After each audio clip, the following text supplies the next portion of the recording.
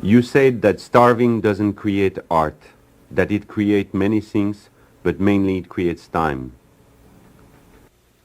Oh yeah, well, hey, that's very basic. I hate to use up your film to say this, but you know, if you work an 8-hour job and you're going to get 55 cents an hour, you're going to get it. If you stay home, you're not going to get any money, but you're going to have time to write things down on paper. I guess I was one of those rarities of our modern times who did starve for his art, who I really starved, you know, to have a 24-hour day unintruded upon by other people. I gave up food, I gave up everything just to, I was a nut, I was dedicated.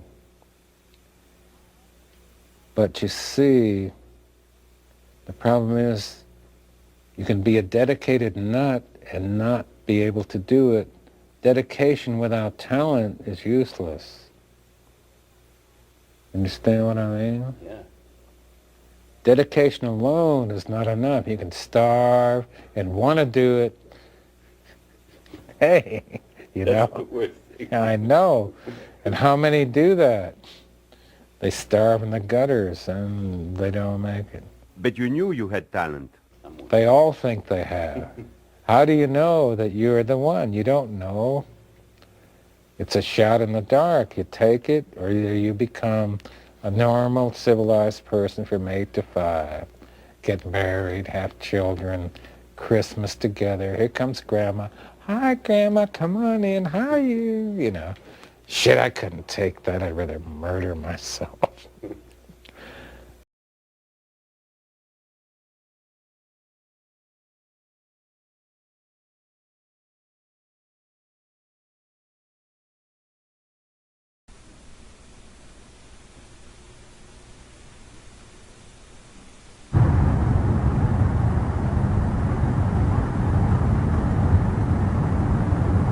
What's the address here, Hank? This is 2122 Longwood Avenue, the House of Horrors, the House of Agony, the house where I was almost done in, but not quite. I'm still here, you see.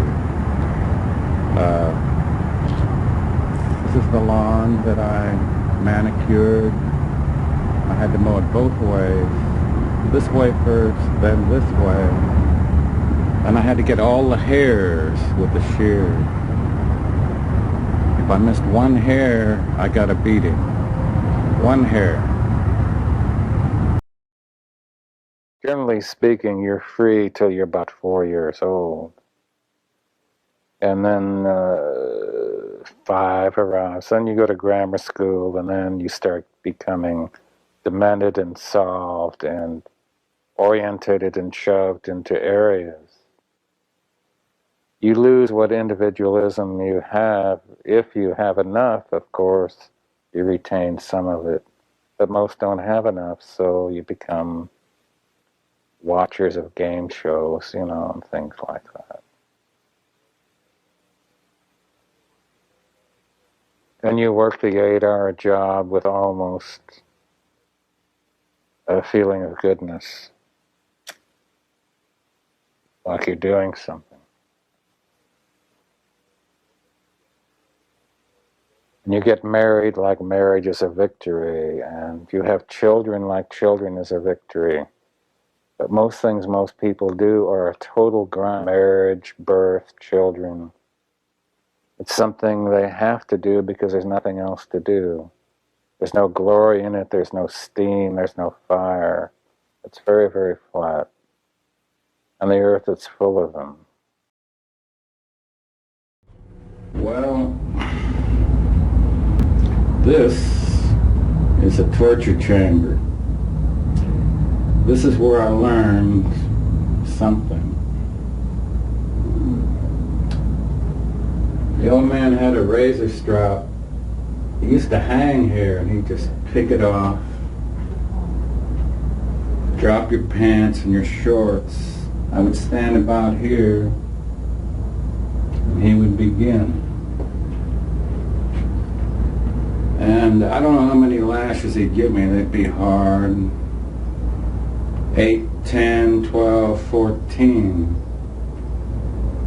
And of course you can't help screaming, especially when you're 6 years old, 7 years old. As I got around to be about 10 or 11 or 12, I screamed less. In fact, the last beating I got, I didn't scream at all. I just didn't make a sound. And I guess that terrorized him because that was the last one when I didn't make a sound. So this place holds some memories, all right. I don't know, it's just a terrible place to stand and talk about it. We don't want to talk about it too much.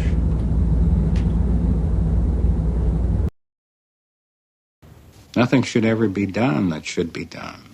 It has to come out like a good hot beer shit.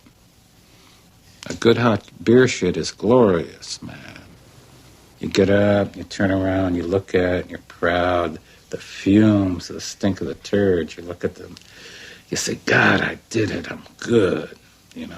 And you flush it away, and then there's a sense of sadness when just the water is there. It's like writing a good poem. You just do it. It's a beer shit. There's nothing to analyze. There's nothing to say. It's just done. Got it? You're doing some dumb thing over and over and over again. You get caught into the stricture of what you're supposed to be, and you have no other choice. You're finally molded and melded into what you're supposed to be. I didn't like this. And I didn't like the 8-hour job. I didn't even like the 4-hour job, even though I couldn't get one. So I decided I'd rather starve, live on the edges of nowhere, than do anything at all, than become anything labeled. So for 50 years, I was a scarecrow unlabeled, and now I'm supposed to be a writer. You're a small creature, and you have a large creature beating upon you, and the mother says, okay, this sounds very tearful and like I'm weeping for mercy or something, but at that time it's very, very difficult because there's no place to go, there's nothing you can do. But as we said earlier, and as I've said other times, I think my father taught me how to write. Because even now, in times of difficult problems, I never weep, I never beg. I go through the next situation quietly, without asking mercy. I just move on to the next situation. I think it's good training. I don't want that kind of training for anybody. But for me, now that I've gotten it, it makes me, know things like other people have. You get a flat tire or something bad, they go crazy. I say, well, it's just something bad that happens again. It should happen. So I take it better, I lose a leg, somebody leaves, somebody robs the house. Yes, well, that's it. You see, they made me ready. And my father especially. I guess just in the blood of me couldn't stand the whole thing that's going on, the ordinariness of life.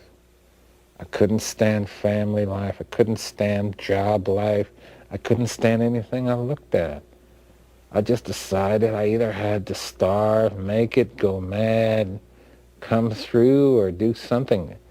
Even if I hadn't made it on writing, I could not do the 8 to 5. I would have been a suicide, not something. Something, I'm sorry. I could not accept the snail's pace 8 to 5, Johnny Carson, happy birthday, Christmas, New Year. To me, this is the sickest of all sick things. So I just had luck. I held on. Somebody took a poem or a short story somewhere. And then now I just sit around, drink wine, and I talk about myself because you guys ask the questions, not because I give the answers.